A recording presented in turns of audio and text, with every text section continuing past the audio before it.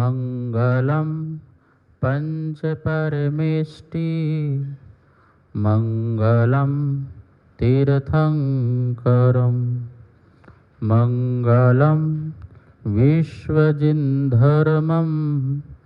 मंगलम वीरशासनम मंगलम वीरशासनम वंदितो सव्यसिद्धे ध्रुवमचलमणोभवं गतिं पते वोक्षामि समये पाहुड मृणमो सुद केवली भड़िदम। समय सार 69 नंबर की गाथा और 70 नंबर की गाथा, जिसमें कह रहे हैं कि जाओ ना बेदी ताओ अन्नानी। जाओ ना बेदी, जब तक नहीं जानता है ताओ तब तक अन्नानी। क्या नहीं जानता है? जाओ विशेष अंतरम ना वेदी। जाओ विशेष अंतरम ना वेदी, जब तक विशेष अंतर नहीं जानता है ताओ अन्नानी। क्या विशेष अंतर नहीं जानता है? आद सवानम दोर्णम पे, आत्मा और आश्रव में विशेष अंतर नहीं जानता है तब तक कैसा है? अन्नानी, अज्ञानी है। जाओ अपनानम, इसमें लिखा नहीं अपनानम, मैं वो तो मैं बता रहा हूँ। जाओ अपनानम न वेदी ताओ अन्नानी, जब तक यह आत्मज्ञान नहीं जानता है तब तक क्या है वो? अज्ञानी। जाओ वीतराग भाव अनुभवनम न वेदी ताओ अन्नानी, जब तक वो वीतराग भाव का अनुभवन नहीं करता है, वेदन नहीं करता है, तब तक क्या है वो? अज्ञानी है।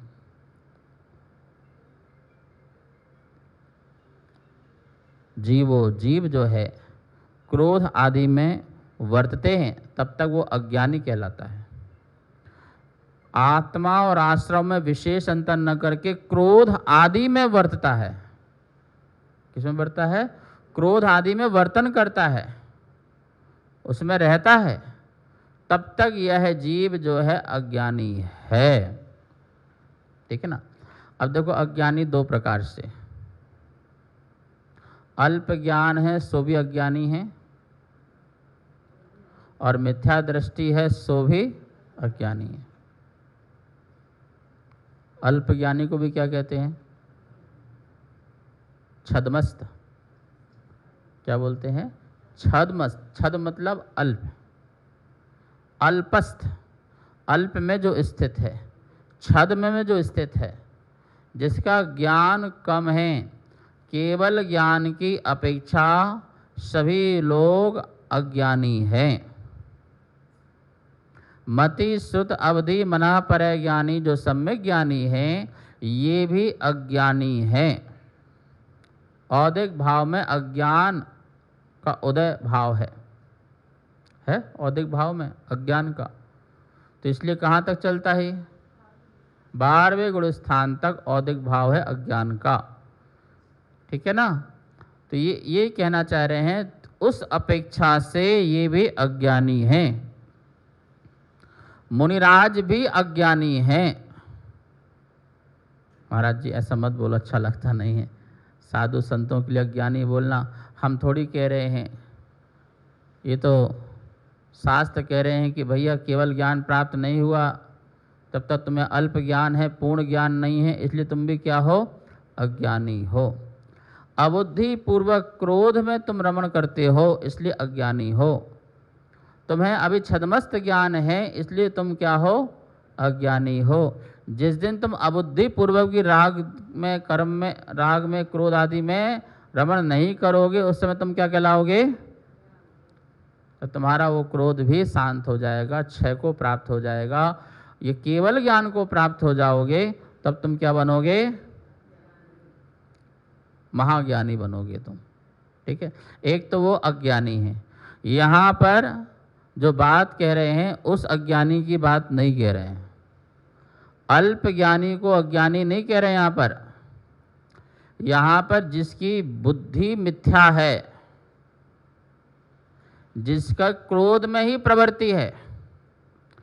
क्रोध कर्म के कारण प्रवृत्ति क्रोध की है ऐसा नहीं है, जिसकी क्रोध में ही प्रवृत्ति है और प्रवृत्ति करते समय ये नहीं सोच रहा है कि ये क्रोध हो रहा है पर होना नहीं चाहिए, ये गलत है, ये मेरा रूप नहीं है, मेरा स्वरूप नहीं है, मेरा स्वभाव नहीं है, मेरा भाव नहीं है, स्वभाव नहीं है। क्या नहीं है? बोलो स्वभाव। स्वभवनम भावः स्वभावः। स्वभवनम स्व होना स्वभाव है, अपने आप के हो जाना स्वभाव है और किसी और के हो जाना अपने को किसी और को सौंप देना विभाव है और अपने को अपने आप में सौंप देना ए महाराज जी को सौंप दो। आहार के अंत में क्या बोलते हो?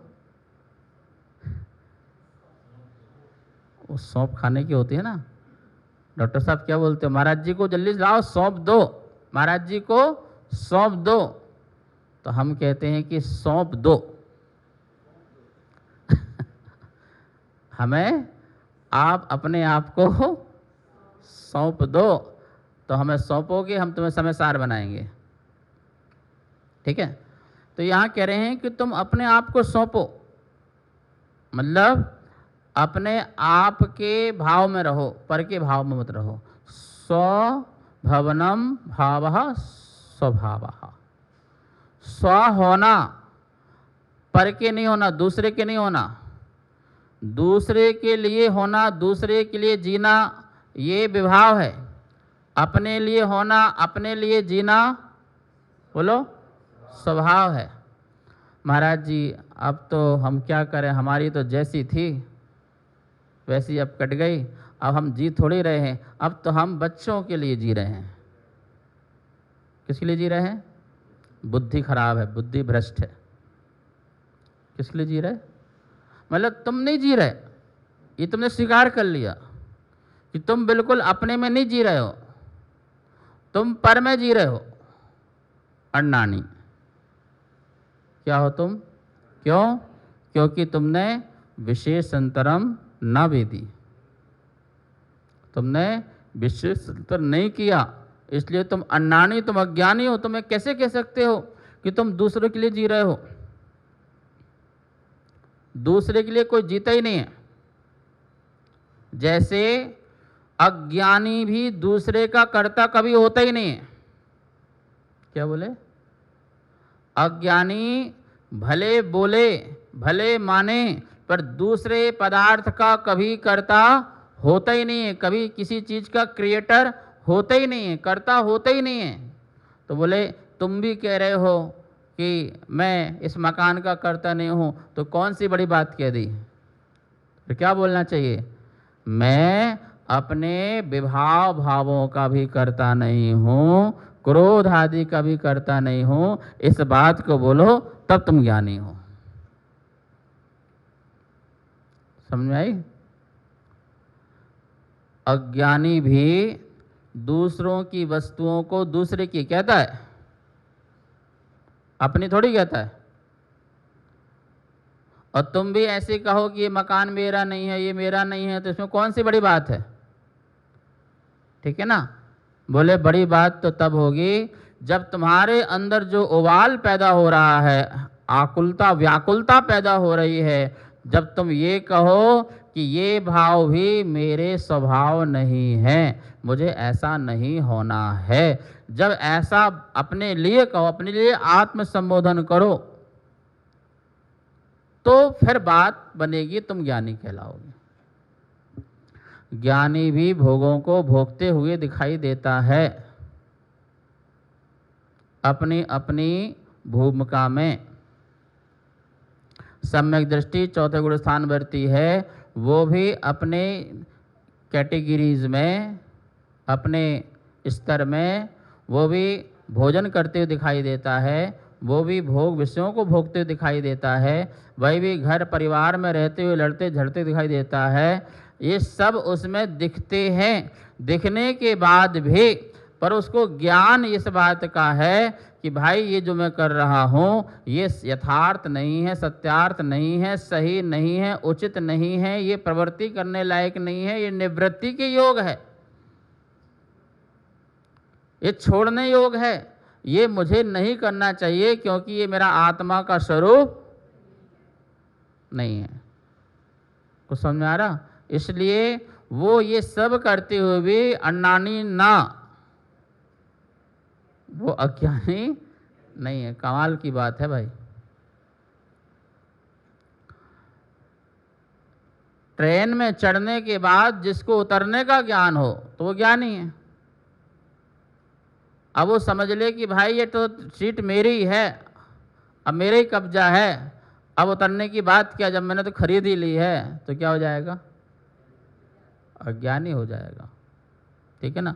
जिसको चढ़ना भी आ जाए और उतरना भी आ जाए, कभी कभी क्रोध का पारा चढ़ भी जाए तो उतर भी जाए, ओहो ये मेरे परिणाम, ये मेरे परिणाम नहीं थे, ये संयोग संबंध परिणाम मेरे परिणाम नहीं थे, मुझे तादात्म्य संबंध जो सच्चा ज्ञान है, मैं कौन हूँ, मेरा शुद्ध स्वरूप भाव है, ये मैं हूँ, ऐसा जो भाव है उस भाव में ही मुझे रमना चाहिए था, समता भाव रखना चाहिए था, संयम भाव रखना चाहिए था, वीतराग परिणाम रखना चाहिए था, ज्ञाता दृष्टा जो भाव है वो भाव रखना चाहिए था, जगत के प्रति मुझे साक्षी भाव रहना चाहिए था, मुझे इंद्री और कसाय में अपने आप को नहीं रमाना चाहिए था।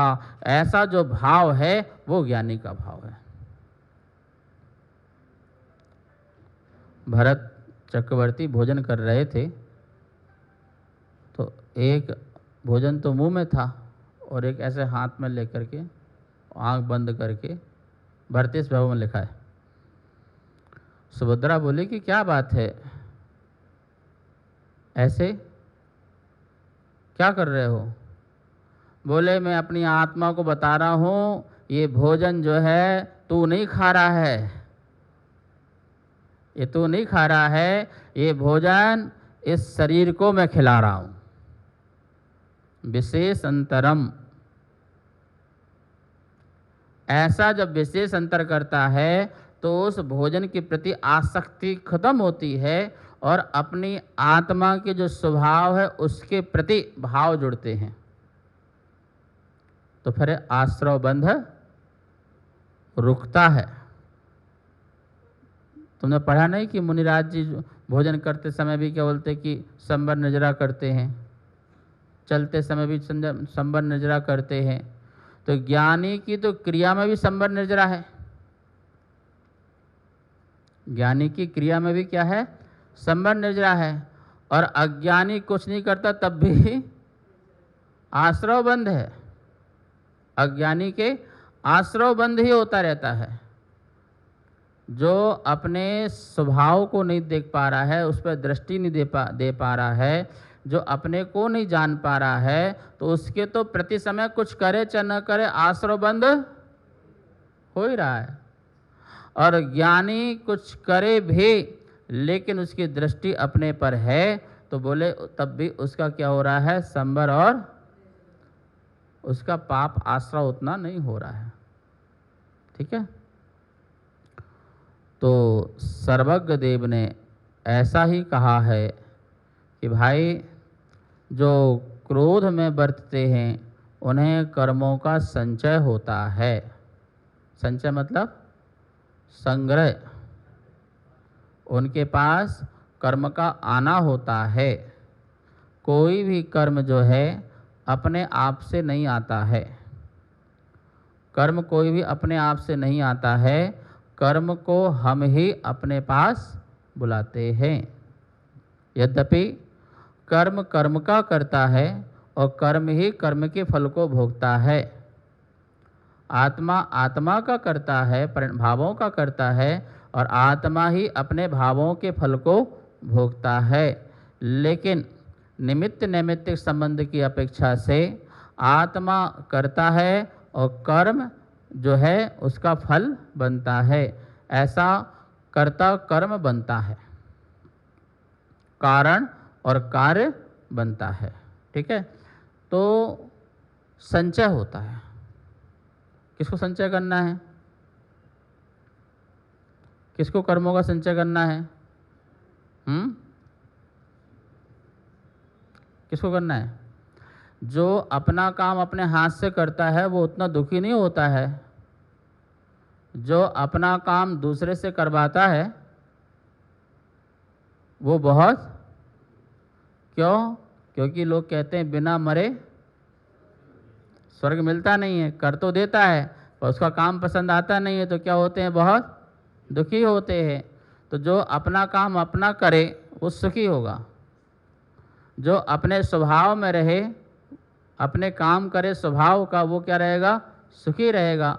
लेकिन जो अपना काम अपना नहीं करता है और दूसरों से करवाता है, घर में 2 4 10 नौकर रखता है, संचय करता है, तो उस नौकर संबंधी जितनी प्रॉब्लम्स हैं उसको भी भोगता है, परेशान रहता है, दुखी रहता है। कपड़े वाली आ रही, कपड़े वाले से दुखी, पोंछा वाली आ रही, उससे दुखी, ठीक, बर्तन वाली आ रही, उससे दुखी। सब क्या है? दुखी हैं। भाई तुम दुखी क्यों हो? 10 नौकर घर में लगे हुए हैं, तभी तो दुखी हैं। उनके चक्कर में कहीं आ नहीं सको, जा नहीं सको, परेशान रहो, उनके आगे पीछे घूमते रहो, उनको ऑर्डर मारते रहो, तो क्या होगा? भाई किसने बुलाया इनको? किसने बुलाया? है तुमने बुलाया, तो कर्मों किसने बुलाया? फिर भोग तो भोग, क्यों नहीं भोग रहे? कर्म, खोटे कर्म किए क्यों नहीं सहे जियरा। पढ़ा नहीं पढ़ा है? जे कर्म खोटे किए क्यों सहे नहीं जियरा। अरे तूने ही तो खोटे कर्म किए हैं, तूने तो इनवाइट किया था, अब सहो, अब भुगतो। एक छोटी गुड़िया आती थी मेरे पास, वो घर का काम नहीं करती थी। उसकी माँ आकर के मेरे से शिकायत करती थी, बोले महाराज इसको समझाओ थोड़ा सा काम वाम किया करे। तो मैंने उससे बोला तू काम क्यों नहीं करती है? तो बोले कि शादी करके गलती किसने की? बोले माँ ने। तो भुगते भी कौन? जब मैं करूँ तो मैं भुगतूंगी। मुझे शादी करना ही नहीं है, इसलिए मुझे दुख भोगना ही नहीं है, मुझे ये काम करना ही नहीं है। इनने की थी, ये भुगते, मैं नहीं करूँगी, मैं नहीं भुगतूंगी। ये तुम्हारा कर्तव्य है, कर्म भोगो, ये तुम्हारा कर्म बोझ है, उतारो, अच्छे से उतारो। हमारी थोड़ी अच्छी सेवा करो, हम जो कहें वो मानो, तभी तुम्हारा कर्म कटेगा, वैसे कर्म नहीं कटेगा। यदि हमें क्रोध आया और तुमने नहीं किया तो तुम्हें और कर्म बनेगा। इसलिए हम जैसा कहते जाएं वैसे अपने कर्म की निजरा करते जाओ। कमाल की बात कही, देख लो हमने गलती कहाँ की? हम ही तो कर्म गलती कर रहे हैं, क्रोध मान माया लोभ करके। अब वो कर्म आ रहे हैं तो दूसरे पर दोष क्यों डालना, दूसरे पर आरोपित क्यों करना कि भाई तेरे कारण मैं बहुत परेशान हूँ, व्यापार में, बिजनेस में, या तेरे कारण मैं दुखी हो गया, मौसम कारण मैं बीमार हो गया, ये खाने के कारण बीमार हो गया। दूसरे पर आरोपण क्यों भाई? किस लिए दे रहे हो? नहीं, तुम अपने कारण दुखी हुए थे, अपने कारण परेशान हुए थे। इसलिए कह रहे हैं तू क्या कर, तो विशेष अंतर कर। क्या करो? दोनों में विशेष अंतर करो, और आश्रव का तू कर्ता मत बन। आश्रव का कर्ता, क्रोध मान माया लोभ का तू कर्ता मत बन, और ना ही इससे संबंधित कोई कर्म को तू फल को भोग। तो बिल्कुल निराश्रव भाव रख, निराश्रव परिणाम, कोई तेरा आश्रय ना हो, इसके लिए पुरुषार्थ करना चाहिए। महाराज जी हम तो संसारी लोग हैं, हम कैसे पुरुषार्थ करें? तो ये पुरुषार्थ तो संसारी को ही करना होता है। पुरुषार्थ तो संसारी को ही करना होता है। अब उन्हें क्या पुरुषार्थ करना है? वो तो स्वभाव में आ गए। वो तो प्रति समय उनका अनंत पुरुषार्थ चल रहा है, स्वभाव में स्थित है।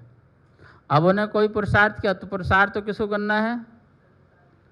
आपको करना है। अब ये मत बोलना हम संसारी हैं, हम तो घर में रहते हैं, ठीक है ना। तुम घर में रहो, चाहे बाजार में रहो, चाहे शहर में रहो, चाहे जंगल में रहो, कहीं भी रहो, तुम्हें पुरुषार्थ करना पड़ेगा।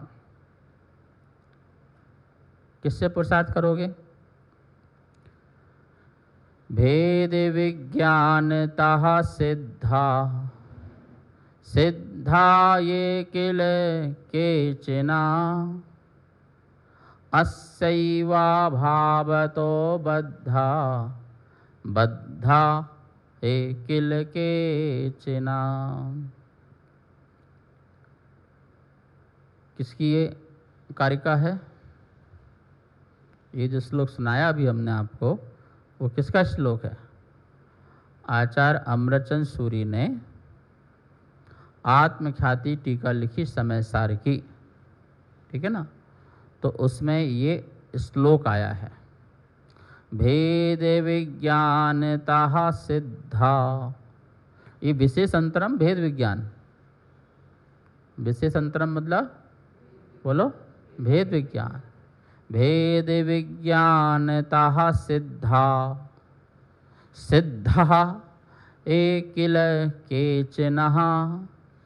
जो भी आज तक सिद्ध हुए हैं वो भेद विज्ञान के बल से हुए हैं, और आगे भी जितने सिद्ध होंगे वो भेद विज्ञान के बल से होंगे, आत्मज्ञानी बन के होंगे।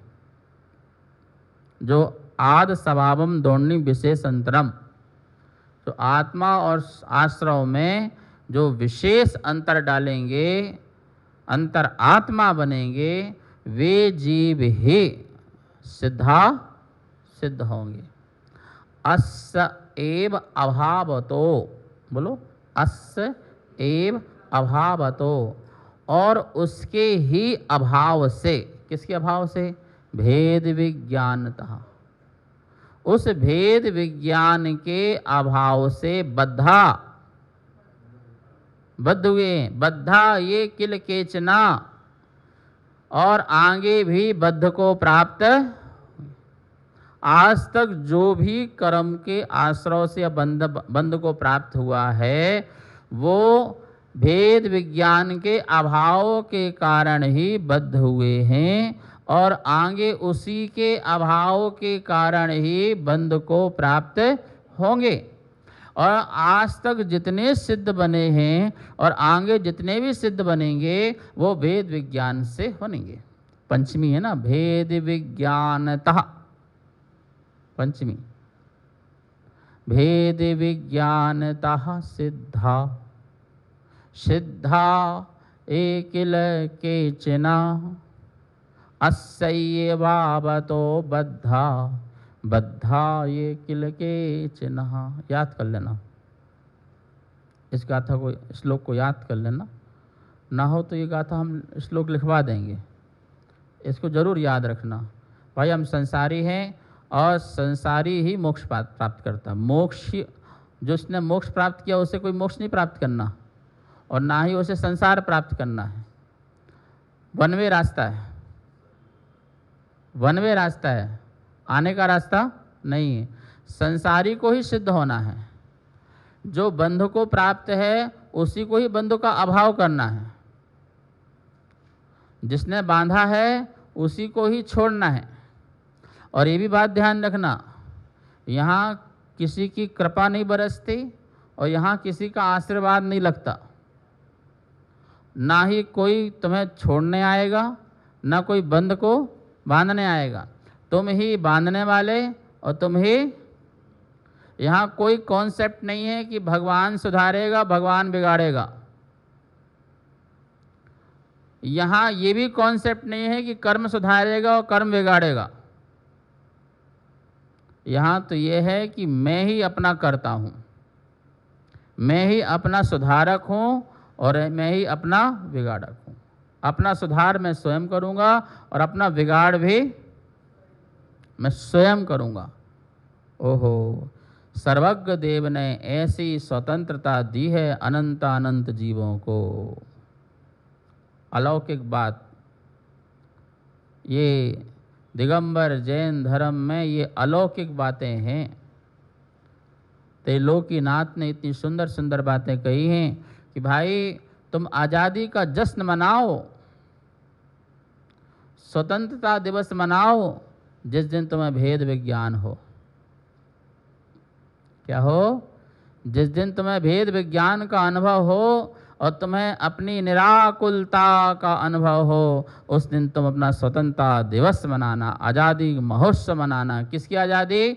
देह से आज़ादी, कर्म से आज़ादी, वाणी से आज़ादी, मन वचन काय से आज़ादी, नो कर्म से आज़ादी। इस नो कर्म और कर्म की जेल में हमें अनादि से समय बिताया है और पता नहीं ये जेल से कब निकलेंगे। बेल भी नहीं हो रही। नहीं, बेल तो हो गई, मनुष्य पर्याय मिल गई, जैन कुल मिला है, थोड़ा बहुत देव शास्त्र गुरु मिले हैं, तो हम कहेंगे थोड़ी तो बेल हो गई है। अब बेल हो गई, सेटिंग करो ना। अंदर सेटिंग नहीं कर पा रहे थे, अब बाहर निकल गए हो तो थोड़ा सा सेटिंग करो। मंदिर में परमात्मा से और अपनी आत्मा से क्या करो? थोड़ी सी सेटिंग करो कि भैया ये जो बेल हुई है ये परमानेंट नहीं हुई है, सज़ा मिल सकती है। ठीक है ना? तो हमें क्या करना है? अपनी आत्मा से ऐसी सेटिंग कर लो कि अब दोबारा कर्म नो कर्म हमें मिले ही ना। देह से आज़ाद, देश से आज़ाद नहीं, देह से आज़ाद। देह से आज़ाद होना है, वही आज़ादी हमारी आज़ादी। यही स्वतंत्रता सिखा रहे हैं यहाँ पर कि भाई तू अज्ञानी बने रहेगा तो आज़ाद नहीं होगा, स्वतंत्र नहीं होगा। तेरी सर्वज्ञ देव ने कहा है कि तू बंध को प्राप्त हो रहा है तो अपने कारण से हो रहा है, और इस बंधन को छोड़ने वाला भी तू ही है। इसलिए अपनी स्वतंत्रता को समझ। स्वतंत्र तो तू पहले भी था, अब भी है और आगे भी रहेगा, लेकिन तेरी अज्ञान बुद्धि ने इसको स्वीकार आज तक नहीं किया था। अब इसको तो अनुभवन से, आगम, युक्ति से, आगम से और अनुभव से। किससे? युक्ति से, मतलब युक्ति मतलब न्याय नीति से, न्याय से, और आगम से, और अपने अध्यात्म अनुभव से। इससे तू अपने आप को भेद विज्ञान कर और आनंद प्राप्त कर। शेष पे सकल जावाणी के ज्ञान से सूझे लोकालो, शोवाणी मस्तक धरो सदा देत हो धो। हे जनवाणी भारती तो हे जपो दिन रैन, जो तेरी शरणा धरे सो पावे सुख चैन। सबको बहुत बहुत मंगलाशीर्वाद। कार्यक्रम पाठशाला के पुण्यार्जक थे श्री दिगंबर जैन मंदिर, लोधी कॉलोनी, दिल्ली।